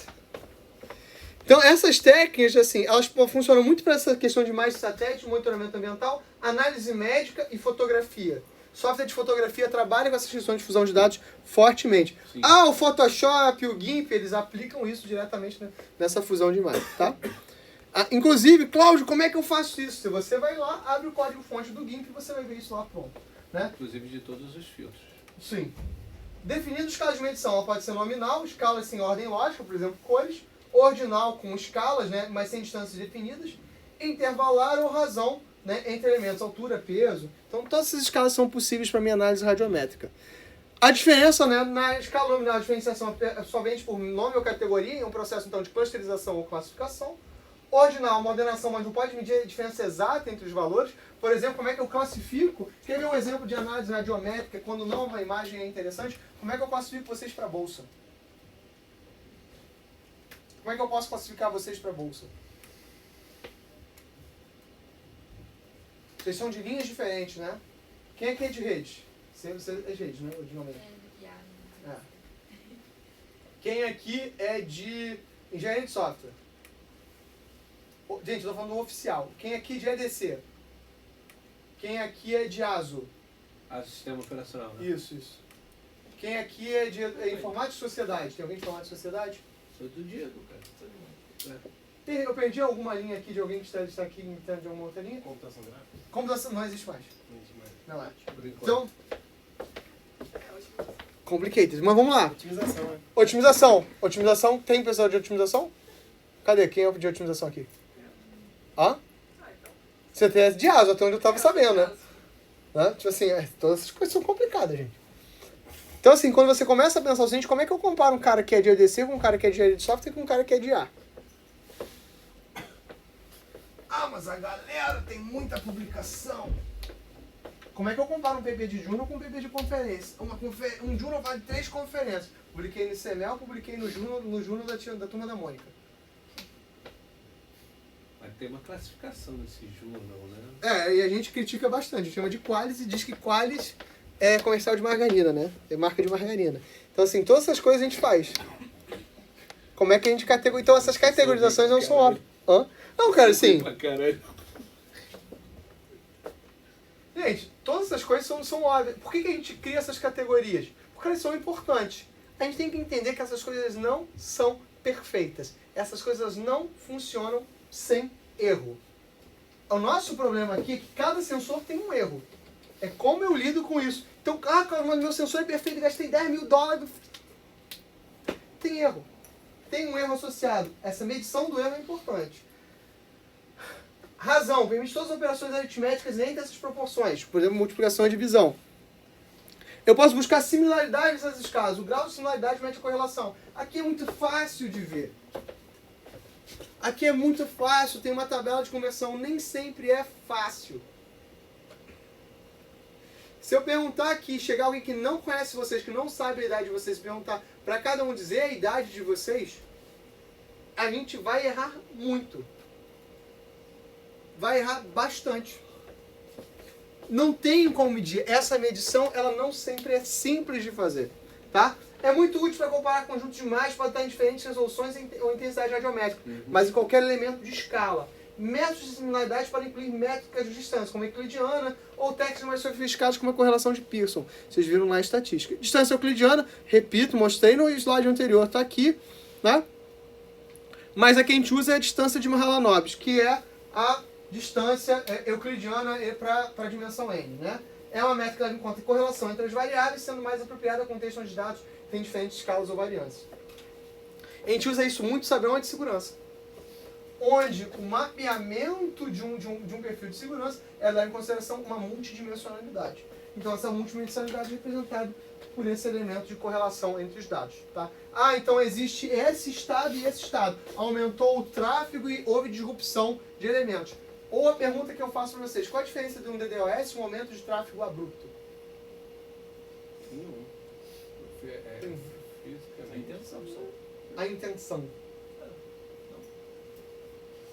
Como é que eu represento a intenção no software? Como é que eu represento que houve uma negação de serviço no site? Fala de Rock in Rio, né? Porque o caso que eu me lembro que é um caso mais bizarro. Né? O caso do Rock in Rio, houve uma ligação de serviço ou houve a galera tentando comprar e o teu planejamento é uma Cara, bosta? tentando comprar o ingresso. E se houver os dois ao mesmo tempo? Porra, se mata. Como é que eu faço aí? Então, entendem que essa questão não é trivial. Os crispos que joga pro barra deve, barra nunca. Não, tipo assim, desliga e depois liga de novo, né? Gente, por exemplo, teve um caso que eu trabalhei há uns anos atrás, eu tinha um aluno da especialização, que ele era um cara da aeronáutica. Então ele foi trabalhar numa missão, e o trabalho dele da especialização da aeronáutica era o seguinte, na época, eu tô falando 2013, né? Então assim, 2013, já faz 13 anos que isso aconteceu. A gente estava estudando ainda o uso de rede sem fio dentro de operação em campo, né?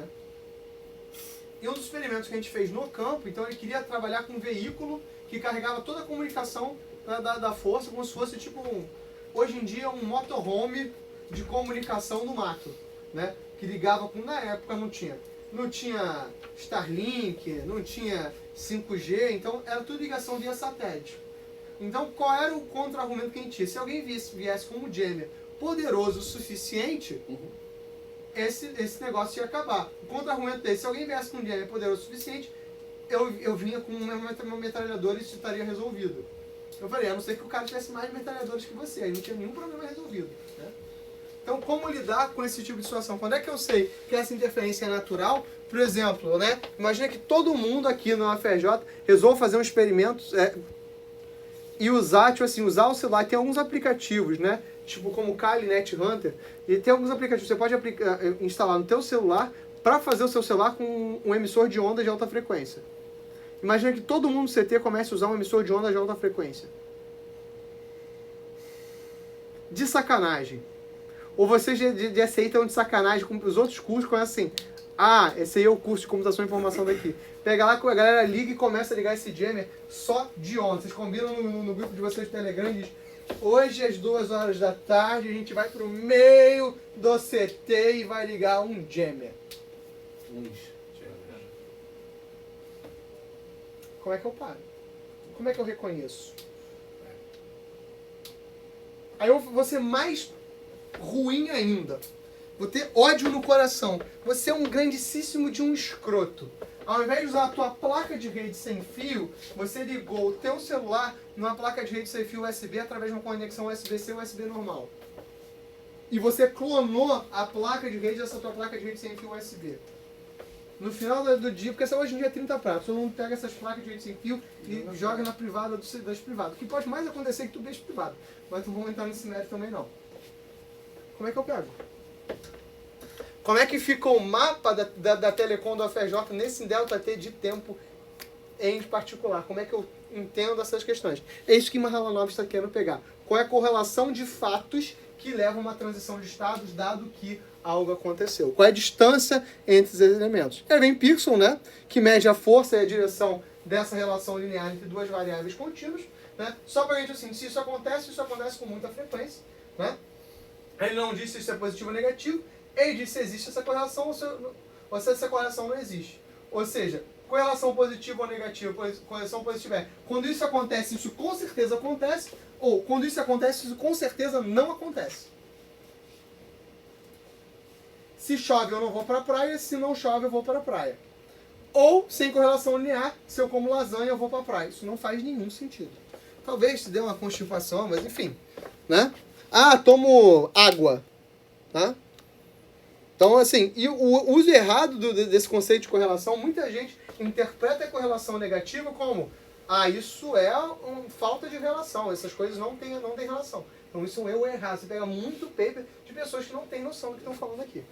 Tá? E tem outras formas de correlação que a gente não precisa. Então, a gente usa assim vendas e publicidade, pesquisa médica, correlação não implica em causalidade, mesmo que as três variáveis podem concluir uma causa a outra. É fundamental avaliar a relação em conjunto com outras análises. Eu, por exemplo, tive um problema muito sério, que eu quase caí nesse conto do vigário durante a Covid, quando surgiu a Covid, começou a se dar a vacina da Coronavac, que foi a primeira vacina tradicional, e assim, 2 semanas depois você viu o número de casos graves em idosos cair vertiginosamente. Um negócio absurdo.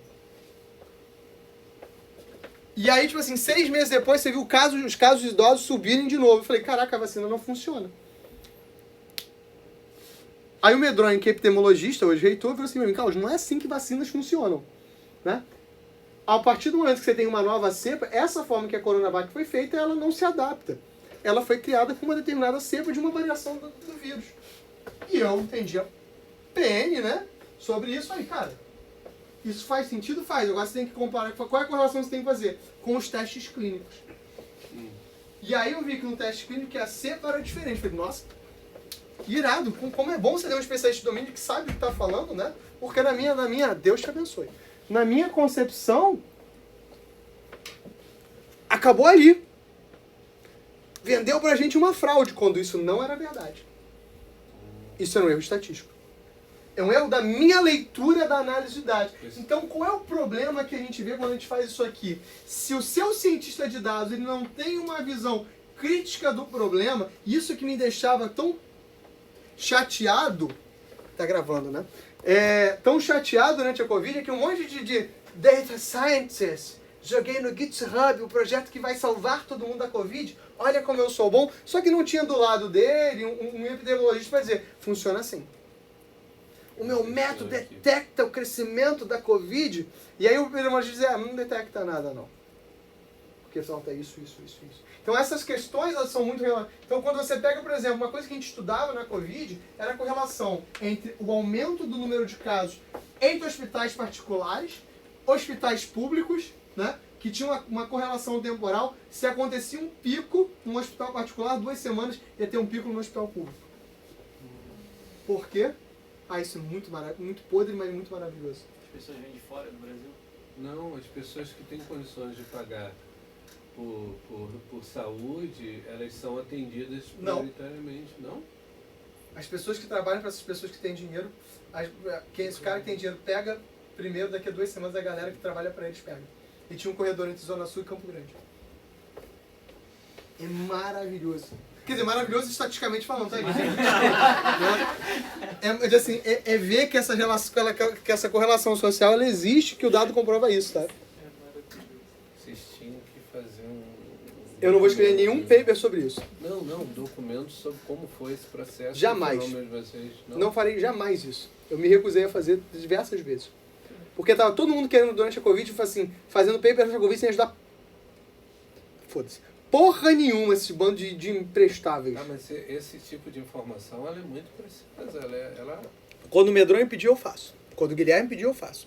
Pra esses cornos, não faço mais nem a porrada. Meu ódio ainda não passou. Meu ódio ainda não passou. Inclusive, a gente fazia uma correlação muito interessante, que era desses casos hospitalares com os casos de internação de UTI, com os casos do IML. E a gente tinha fazia essa questão da análise temporal, porque você tinha uma análise de tempo entre a relação do cara entrar, do cara ir para a UTI, do cara falecer. Então essa análise de estado diz, se o cara entrava com 2 semanas, uma determinada proporcionalidade ia para a UTI, uma determinada proporcionalidade falecia. E quais eram as características que levavam essas pessoas a falecer? Isso ainda é bastante indeterminado, tá?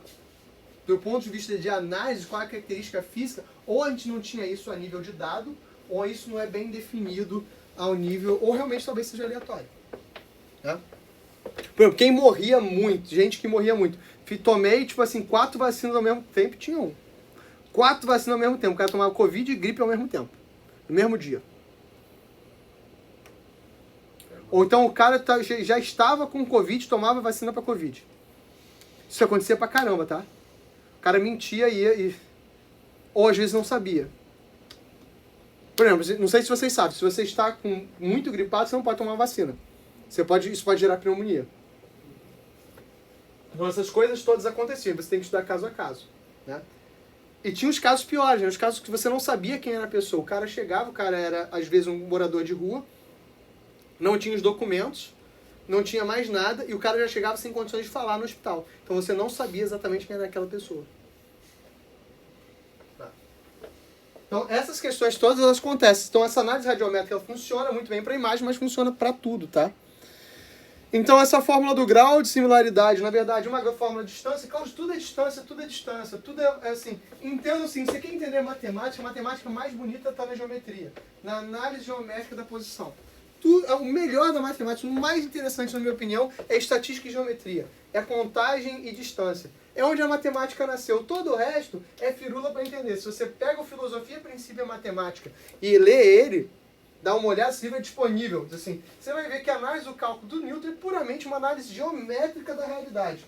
A grande contribuição do Newton para a física não é a física em si, mas a interpretação de que, na verdade, o fenômeno físico é uma modelagem geométrica dessa realidade. Portanto, interessante. Similaridade é uma relação de distância. Eu sou tão similar quanto esse elemento existe para garantir a minha similaridade. Ah, se eu defino que o Cláudio... Vamos fazer um exercício intelectual.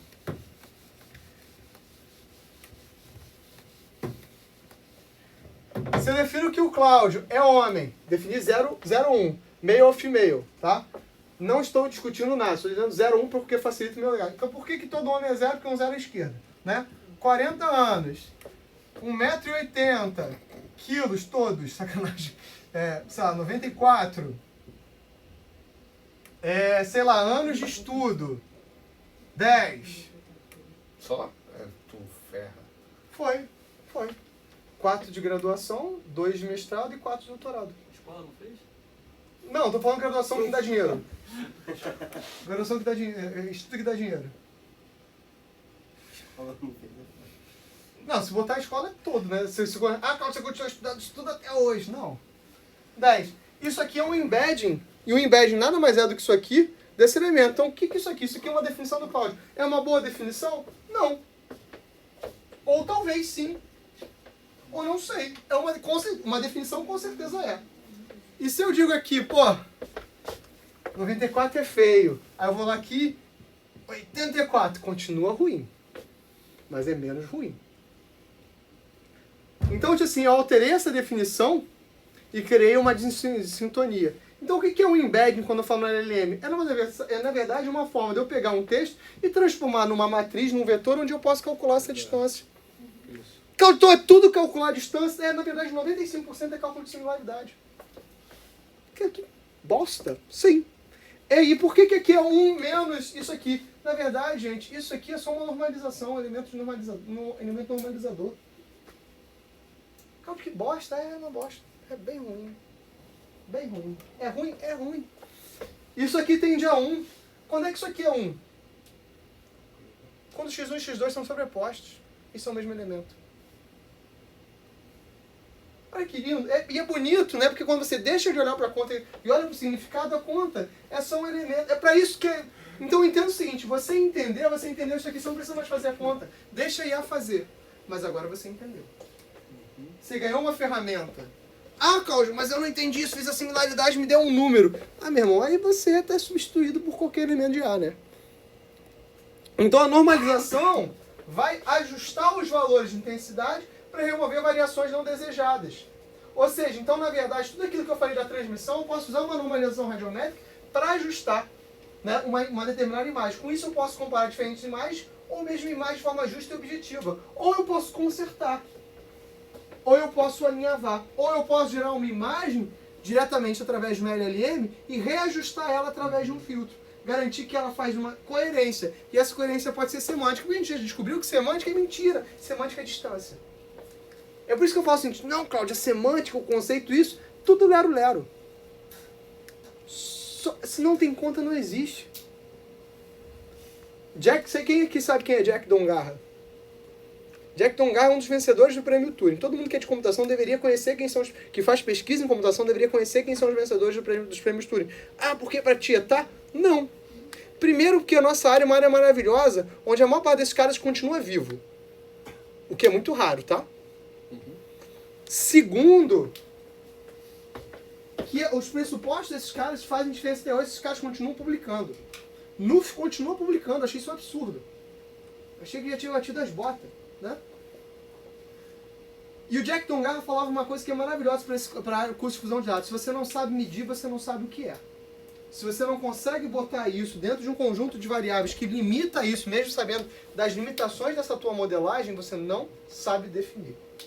Então, o que, por exemplo, assim, o menino ali fez um paper sobre queda de soldado. O que é cair? O que era cair dentro do seu paper, Caio? Define. Tu define que eu te dei de exemplo positivo. Vou jogar um sapato na tua cabeça. Dá um... Pedro, não pescotapa nele se falar besteira aí.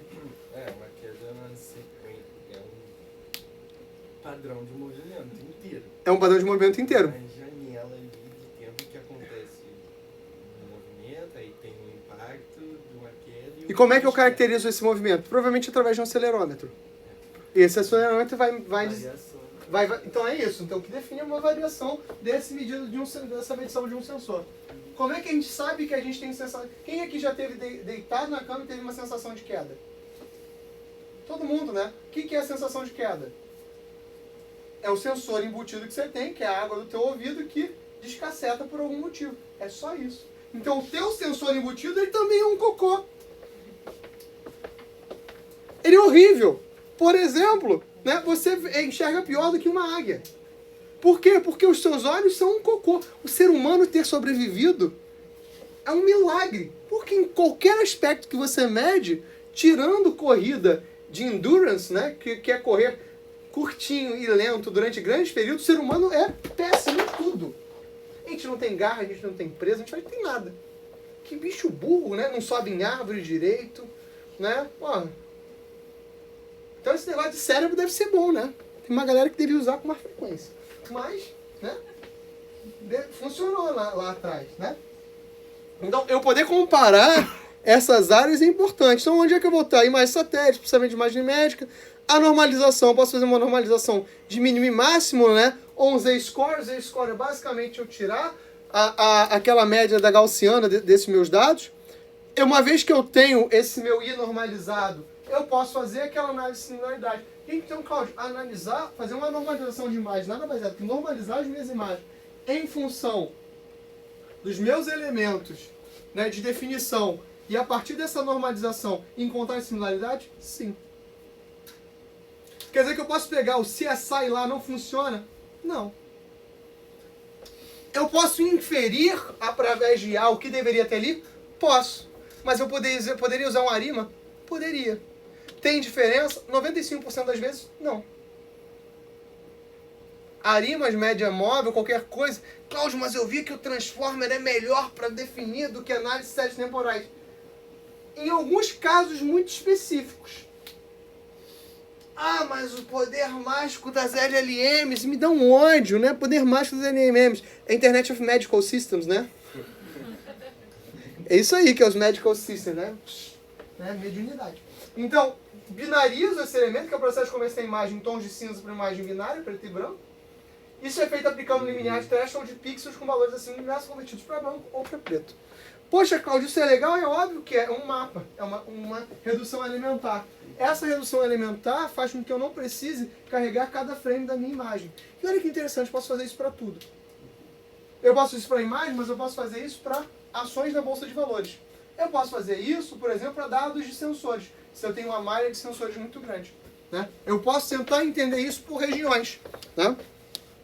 Que região vota no Lula, que região vota no Flávio Bolsonaro, e como vou entender isso aqui? Ah, Cláudio, mas vai vir o Ciro Gomes. Me cansa. Né? Então essa binarização eu posso usar para detecção de bordas. Né? Uso bastante. Tem uns filtros chamados como filtro de Sobel, que é o filtro que a gente usava antes de CNN. E é que eu falo para vocês, 95% da área de visão computacional hoje é baseada em Deep Learning. Não tem diferença nenhuma, são aplicações de Deep Learning para imagem. Não precisa ser. A gente já fazia isso, a 20 já tem um livro maravilhoso que eu tenho lá em cima, que é Visão Computacional. O livro não fala uma palavra, quer dizer, fala alguns capítulos sobre redes neurais, mas não falava tanto, porque tinham outras técnicas, que são mais que suficientes. Eu lembro que um colega de vocês, o Luiz, ele está fazendo o doutorado dele em visão computacional em gêmeos digitais. E ele fez um projeto para a Ambev, que ele resolveu um problema seguinte, que era um engradado. Né? De 9 garrafas. Esse engradado de 9 garrafas, ele queria saber se a máquina tinha errado ou não. Aí os caras tiravam uma foto, usavam uma CNN e fazia, e davam umas piruetas. Ele fez um filtro. Teve o mesmo resultado. Botaram, tinha garrafa era 1, não tinha garrafa era 0. Ele fez e funcionava igual. A acurácia igual. Por que a gente está usando CNN para tudo? Fé, cara, é fé. Eu não sei, bora uma CNN. Vai resolver. Eu faço um treino de teste. Vamos nessa. Né? Classificação binária em aprendizado de máquina, com prevenção um e-mail spam ou não spam. Isso a gente já está careca de fazer, já faz há 40 anos. Segmentação de dados biomédicos. Então a binarização é útil para qualquer processo. Sabe onde a gente usa a binarização? Em redes neurais sem peso. É basicamente o mesmo processo. Então, como funciona a binarização? Uma função B de x1, C maior que um limiar e S menor que um limiar. Cláudio, mas você acabou de explicar isso. Por que você precisava da função? Só por que não uma matemática desnecessária? Né? Se pode ter. Né? T pode ser um valor fixo ou determinado dinamicamente. Se ele é determinado dinamicamente, beleza. E aí você está binarizando em função dessa diferença. Então, a binarização é usada para dados não normalizados. Então, eu posso chamar que a equação da binarização é em função dessa normalização que eu já fiz. Só faz sentido binarizar se eu já normalizei. Senão, eu estou fazendo uma coisa meio maluca. Tá? E essa minha normalização ela pode ser chamada de paramétrica, onde é ajuste os dados com base em parâmetros estatísticos como a média ou o desvio padrão. Então, por exemplo, né, imagina que eu estou na Argentina de 2000, assim, no ano que o Milei entrou lá como presidente, que a inflação ao mês era de 80%, um negócio ridículo. Como é que eu calculo a renda média do cidadão argentino? Se eu simplesmente pego a média e somo, acabou. Ou fazer uma pergunta menos... Imagina que você tem um aparelho de audiometria. Se eu simplesmente pego e somo, acabou. A audiometria não funciona assim. Então, essa normalização paramétrica é o ajuste estatístico sobre o que eu estou fazendo aqui para fazer isso funcionar. É útil quando os dados seguem uma distribuição normal gaussiana. E qual é a outra fé que eu já disse que a gente tem na análise de dados? Na média, você tem dado bastante uma gaussiana. Isso é verdade? Não sabemos. Mas temos fé. E fé funciona assim, né? A gente só faz. Né? Assustador, né? Então, eu posso fazer em processamento de sinais e imagens, eu faço isso bastante. Modelagem financeira, algoritmo de aprendizado de máquinas como SVM, Simple Vector Machine e redes neurais, normalização dos dados ajuda a melhorar o desempenho do modelo. Usamos demais. Cláudio, então a gente usa isso para rede neural? O Paulo vai falar isso com vocês. O tempo todo. Então, é essencial para quando os dados podem ser assumidos como normalmente distribuídos. Eles podem, nós não sabemos. Então, como é que funciona? É a mesma coisa anterior, só que primeiro eu calculo o Z-score. E acabou. Esse processo jogo para a minha outra normalização. Então, uma vez que eu tenho isso, fiz a minha normalização aqui, é o valor original. Esse valor do f de x é 1 se maior que um threshold ou 0 se menor que um threshold. Eu tenho a normalização nebulosa, né? A normalização nebulosa usa funções de pertinência para ajustar os parâmetros. Cláudio, 1,80 m é alto? Vocês acham que alguém com 1,80 m é uma pessoa alta? Depende do país. Não. É sim ou não? Para de depende. Sim. Quem acha que é sim, levanta o braço. Quem acha que não, levanta o braço. Quem acha que 1,81 m é alto, levanta o braço. Quem acha que 1,82 m é alto, levanta o braço. Quem acha que 1,83 m é alto, levanta o braço. Já estou ficando cansado. 1,88 m é alto, levanta o braço. Quem acha que 1,89 m é alto, levanta o braço. Quem acha que 1,93 m é alto, levanta o braço. 1,88 m não é eu, 1,92 m. 1,91 m. 1,90 m. 1,89 m. Então, então assim, 89 o cara é baixo. 90 ele é alto. Então, na verdade, o que a normalização faz é o seguinte, que existem graus de pertencimento com o qual você calcula o valor. Então, se você tem... E olha só como é que é didática, uma coisa bonita. Didática. Não sei meu conjunto de dados. Qual foi a técnica que eu falei hoje nessa aula que é importante se eu não conheço meu conjunto de dados e quero formar um grupo? Clusterização. E eu falei que clusterização é um princípio de contagem. Então, eu tenho um conjunto de dados assim. O que pode formar o meu conjunto dos grupos? Tem esses clusters aqui, contém um grupo, né? Onde esses meus parâmetros aqui da minha normalização existem. Verifiquei que no meu grupo a galera que tem acima de 90 quilos tem em sua maioria acima de 1,80 m, com um grau de pertencimento de 60% acima de 90 quilos, tem 1,80 m. Pronto, esses são os pesos. Eu não sabia nada sobre o meu dado. Acabei de criar uma regra. É assim que a gente faz para tudo. Claudio, isso é muito estúpido. caralho, você não... A nossa sociedade é baseada nesse tipo de idiotice. O seguro da sua avó é baseado nesse tipo de idiotice. O seguro do seu carro é baseado nesse tipo de idiotice. A tua aposentadoria é baseada nesse tipo de idiotice. A idade média com que você entra para a escola e para a faculdade é baseada nesse tipo de idiotice. Contagem e bom senso. Com grau de pertencimento, com grau de pertencimento. E aí isso começa a ser um pouco complicado. Como é que eu defino? Vocês querem ver uma coisa? Eu estava conversando com o Pedro outro dia sobre um colega dele que não podia entrar nas Forças Armadas por causa de altura.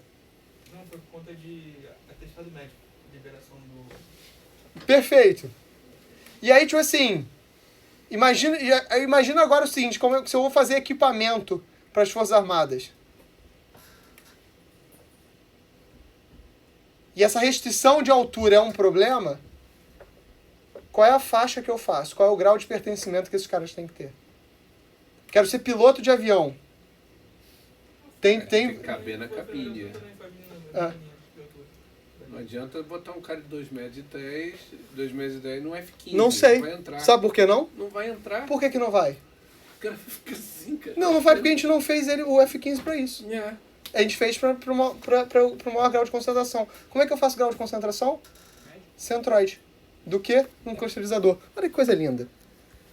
E essas aplicações, por exemplo, imagem médica, mais uma vez, onde a transição entre tecido saudável e doente não é granular, não tem... Essa célula aqui está doente. Até porque a gente sabe que temporalmente isso não funciona assim. Tirei uma foto agora, não tem nenhuma garantia que essa célula aqui não tenha sido contaminada, por exemplo, por um câncer. Como é que eu faço cirurgia do câncer? Só esse conjuntinho aqui. Fez isso, o cara continua com câncer. Né? Por isso que às vezes, por exemplo, se eu tenho um problema, eu amputo logo um braço inteiro. Cláudio, que ridículo isso. Quer dizer que a nossa... Não, quer dizer que a nossa medicina não sabe. Não consegue medir.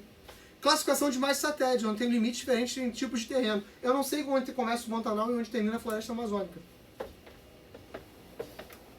Então, esses sistemas de decisões que envolvem julgamentos baseados em critérios bastante imprecisos. E eu vou mostrar para vocês uma outra questão que é a lógica subjetiva. Mas isso se eu tiver tempo e mais lá para frente, que é um negócio que eu trabalho bastante. Eu tenho funções de pertinência baseadas na função sigmoidal, que vocês também vão ver com o Pablo um pouquinho mais sobre ela. Tá? E essa equação sigmoidal, eu digo que a média é baseada num elemento exponencial. Então, ao invés de uma gaussiana, eu tenho uma distribuição exponencial aqui. Cláudio, como é que eu faço isso? Tranquilo, o Pablo ama lógica fuzzy. Ele vai falar para vocês sobre lógica fuzzy. Vai mostrar para vocês controladores fuzzy. Estou dizendo que isso a gente faz dessa forma. Tá? Respira, respira e deixa para lá. Né? E aí, ranking, né, que é o processo... Né, tá acabando, gente. Fiquem, tenham fé. Tá? Eu prometo que tá acabando. É o processo de ordenar valores normalizados ou outros dados com base em uma métrica definida. Pode ser usado para classificar áreas em imagens, por exemplo, de acordo com a intensidade ou radiação de cor. E eu uso isso para tudo. Ranquear é um processo que eu tudo uso, inclusive, porque é Ranking Retrieval System. Eu posso classificar para dizer, dentro de um motor de busca, se os resultados são classificados por relevância. Como é que eu ranqueio, por exemplo, uma página no Google? Por hiperlinks que acessam essa página. Né? Hoje em dia não é mais assim. Não, continua sendo assim. O Xexé falou que não era mais assim. Ah, é sim. Tava lá outro dia, pô. Análise de desempenho de atletas, onde são classificados com base em estatística de desempenho, processamento de imagens, sistemas de recomendação de itens. Né? O ranking, mais uma vez, olha só aqui, isso aqui parece com o quê? Similaridade. É uma distância. É a similaridade dos valores. Né? Normalização, ranking também é um elemento de normalização. Tá? Conversão de valores e probabilidade, né? Eu posso trabalhar isso com estimativa de probabilidade multiclasse, né? Reconhecimento de objetos, processamento de linguagem natural, diagnóstico médico. Né? Então, eu jogo isso para um elemento probabilístico. Como é que eu faço probabilidade? Como é que faço contagem, né? Número de casos totais pelos casos que aconteceu. Né? E aí eu vou fazer uma linda conta maravilhosa. Estimativa multiclasse é baseada no uso da função softmax, que vocês também veem em rede neural. Então, vocês verão isso com o Pablo daqui a pouco. Transforma os valores saídos de um modelo em probabilidades que somam 1. Ou seja, a chance de alguma coisa acontecer é sempre 1. Né? Se 1 é a totalidade do meu conjunto, então, por exemplo, a probabilidade por definição é normalização. Concordam? Qual é a chance de você passar ou não passar essa matéria? É passar ou não passar. Tem algum estado outro da matéria que a gente não sabe? Não entreguei trabalho, fiquei num limbo. Né? Nota não lançada. Na verdade, a gente tem, né? Quais são os critérios que vocês podem botar no SIGA? É aprovado, reprovado, abundando justificado e reprovado por média e falta, que é a mesma coisa que reprovado. Então, assim, tem mais de 2 estados. Então, a soma dos casos de vocês pode ser diferenciada, tá? Então, vou aplicar só uma fórmula sobre esse elemento. Mas a ideia é converter isso aqui. Então, a gente revisou os principais conceitos de normalização. Viu que, na verdade, isso é extremamente importante, né? A gente vai aplicar isso em sensores remotos, processamento de imagem. No processamento de imagem, talvez nem tanto, mas sensores remotos eu vou falar um pouquinho para vocês. Vou combinar métodos clássicos com técnicas de aprendizado de máquina. Pode ser, é o futuro que a gente tem trabalhado. A maior parte hoje da literatura em fusão de dados das outras áreas trabalha muito com aprendizado de máquina. Eu, particularmente, trabalho com áreas do aprendizado de máquina em aprendizado bayesiano, que eu prefiro, acho mais legal, mas trabalho com uma rede neural quando paga, tá? Então, essa é uma importância, né, para garantir que esses valores eles são igualmente representados, tá? Principalmente para tentar nivelar coisas que são diferentes. Quando eu trabalho em termos de alinhamento temporal semântico na relação radiométrica, vai ser crítico comparar esses caras que estão em períodos diferentes, tentar normalizar, com questões que são... Né? Imagina agora que eu tenho 2 sensores coletando dados em tempos diferentes, de unidades diferentes, então eu tenho que tentar normalizar eles do ponto de vista de tempo, para garantir que essa coleta é igualitária, em termos da semântica, para garantir que uma vez que esse fenômeno existe, ele, por exemplo, um incêndio, clusterizar a temperatura e CO2 para garantir que eles estão identificando dentro de uma determinada centroide e transformar isso em alinhamento radiométrico no sentido da precisão e da granularidade desses fenômenos. Então, tudo isso serve para garantir que o seguinte, estamos falando a mesma língua e a partir de agora somos iguais, mesmo que não sejamos. Então, a minha grande brincadeira, coisa que eu gostava na graduação, meu orientador ficava me sacaneando que eu ficava querendo misturar maçãs com laranjas. Fiz mestrado com professor, graduação e mestrado com um professor da informática chamado Paulo Aguiar, que era um bruxo de estatística. E assim, você podia ser um estagiário medíocre. Ele estava tranquilo. Experimenta ir mal na prova dele que ele ficava pau da vida. Podia fazer qualquer coisa, né? Ah, paguei o banco de dados dos usuários da UFRJ. Ele dizia, hahaha, meninos fazem cada brincadeira, né? Se eu tirasse 5 na prova dele, ele ia dizer assim, olha cá, se não tirar 8 na prova, tá fora do estágio. E ele era assim. E aí, ele ficava enchendo o saco, que no meu mestrado eu queria muito misturar essas coisas dos filtros, né? Para fazer reconstrução de imagem. Falou, cara, você está querendo misturar maçãs com laranjas, né? E no final das contas, o meu mestrado foi misturar maçãs com laranjas, fazer essas questões de análise, e ele brincava, né? Que eu queria fazer uma salada de fruta de conta, né? E é isso, só que na verdade é isso. O mundo é heterogêneo por forma. Né? Se eu pegar as opiniões de vocês, elas são muito dependentes dos contextos e aplicações de vocês. Só que elas têm que contar de alguma forma. Né? Se eu falar sobre vocês, da experiência que vocês têm, por exemplo, de direção, quem é que dirige? Quem é que dirige diariamente? Então, o cara que dirige... Porra, Pedro. Prestando atenção, né? O cara que dirige diariamente, eu vou me dar mais informações sobre o trânsito melhor do que o cara que não dirige. A experiência, por exemplo, assim, quem não dirige diariamente não está lidando com o motoqueiro, né, fazendo maluquice, né, tentando cometer suicídio não justificado. Né? Agora, o cara que não tem nenhum conhecimento vai ter uma opinião pior ainda. Então, mas todas as opiniões devem ser contadas, porque às vezes o cara que está vendo é um terceiro elemento. Então, essas medições elas são muitas vezes, inclusive, indiretas. Como lidar com isso? O que eu vou falar com vocês na aula que vem, que vai ser a última que eu vou dar para vocês nesse bloco. Depois vai vir o Paulo e o Gustavo falarem sobre filtros, elementos, sobre posicionamento de sensores. E o quanto isso é importante para você poder cobrir isso aqui. Tá? Gente, então estão liberados.